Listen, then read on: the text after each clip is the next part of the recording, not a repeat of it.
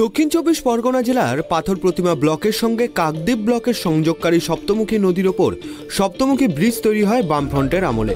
তৎকালীন সিপিআইএমের সুন্দরবন উন্নয়ন মন্ত্রী কান্তি গাঙ্গুলির উদ্যোগে 1998 সালে এই ব্রিজ তৈরি করা হয়। এই ব্রিজে বসেছিল সোলার সিস্টেম লাইট, যে লাইটগুলো সন্ধ্যা হওয়ার সঙ্গে সঙ্গে জ্বলে উঠত আর সূর্য ওঠার সঙ্গে সঙ্গে নিভে যেত। একটা সময় ব্রিজে ভিড় জমাতেন বহু মানুষ, 8 থেকে 80 আড্ডায় গল্পে মেতে উঠতেন সকলে। দেখতে দেখতে অতিক্রান্ত হয়েছে প্রায় 25টা বছর। কিছু কিছু লাইটের পোল এখনো দাঁড়িয়ে থাকলেও অধিকাংশ পোল ভেঙে পড়েছে ঝড়ের কারণে। পোলগুলি ব্রিজের ধারে পড়ে নষ্ট হচ্ছে প্রায় 3 বছরেরও বেশি সময় ধরে। সন্ধ্যা হলেই নেমে আসে অন্ধকার, আর বর্তমানে সেই অন্ধকারের ওপর ভর করে বহু অপরিচিত যুবকরা এই ব্রিজের আশেপাশে ভিড় করছে বলে অভিযোগ। বিভিন্ন নেশাদ্রব্য সেবনের পাশাপাশি বারবার ঘটছে বিভিন্ন অপ্রীতিকর ঘটনা, যার ফলে ওই ব্রিজের ওপর দিয়ে যাতায়াত করাই দুষ্কর হয়ে উঠেছে বলে দাবি এলাকাবাসীদের। কয়েক বছর আগে এই ব্রিজের তলা থেকেই উদ্ধার হয় এক গৃহবধূর মৃতদেহ। যদিও প্রশাসনের তৎপরতায় অভিযুক্তরা ধরা পড়ে, শাস্তিও পায়। এলাকাবাসীর পক্ষ থেকে বারবার বিভিন্ন জায়গায় জানিয়েও কোনো সুরাহা হয়নি বলে অভিযোগ উঠেছে।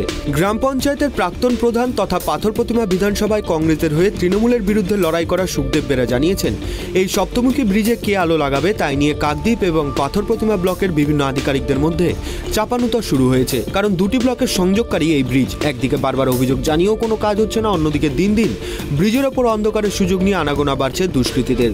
কোনো অপ্রীতিকর ঘটনা ঘটে গেলে তার দায় কে নেবে? এখন এই প্রশ্ন তুলে অবিলম্বে ব্রিজে আলোর ব্যবস্থা করার দাবিতে সরব হয়েছেন দুটি ব্লকের প্রায় কয়েক হাজার বাসিন্দা। যে সময়টা ব্রিজ তৈরি হয়েছিল সেটা কান্তি গাঙ্গুলির সময় সুন্দরবন উন্নয়ন মন্ত্রী ছিলেন, সেই সময়কার তৈরি ব্রিজ, এবং ব্রিজের যা পরিকাঠামো ছিল তাতে আলোর ব্যবস্থা একেবারে ঠিকঠাকই ছিল। কিন্তু সময়ের সাথে সাথে দেখা গেছে যে সুন্দরবনের যে ঝড়, সেই ঝড়ের কারণে লাইটগুলো ভেঙে পড়েছে। লাইটের সংস্কার দীর্ঘদিন ধরে হয়নি, আজকে 5 থেকে 7 বছরেরও বেশি সময় হয়ে গেল। এই এলাকার বিধায়ক থেকে শুরু করে বাকি পঞ্চায়েত সমিতি, জেলা পরিষদ কেউ আলাদাভাবে এই ব্রিজের রক্ষণাবেক্ষণের দায়িত্ব নেয়নি।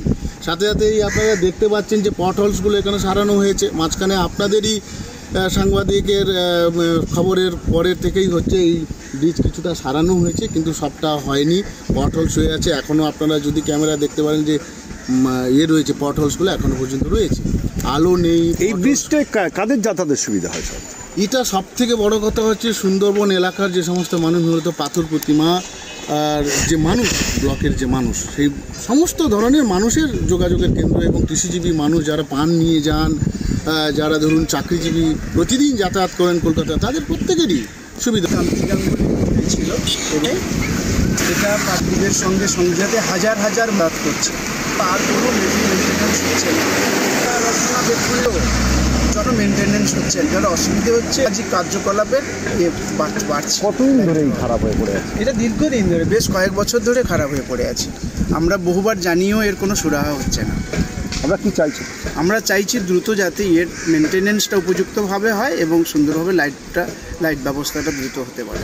অবিলম্বে ব্লক প্রশাসনের তরফে কোনো পদক্ষেপ গ্রহণ করা না হলে আগামী দিনে বৃহত্তর আন্দোলনের পথে নামার হুঁশিয়ারি দিয়েছেন পাথর প্রতিমা এবং কাকদ্বীপ ব্লকের বাসিন্দারা। দক্ষিণ চব্বিশ পরগনা থেকে গোপাল শীলের রিপোর্ট, ট্রাইব টিভি।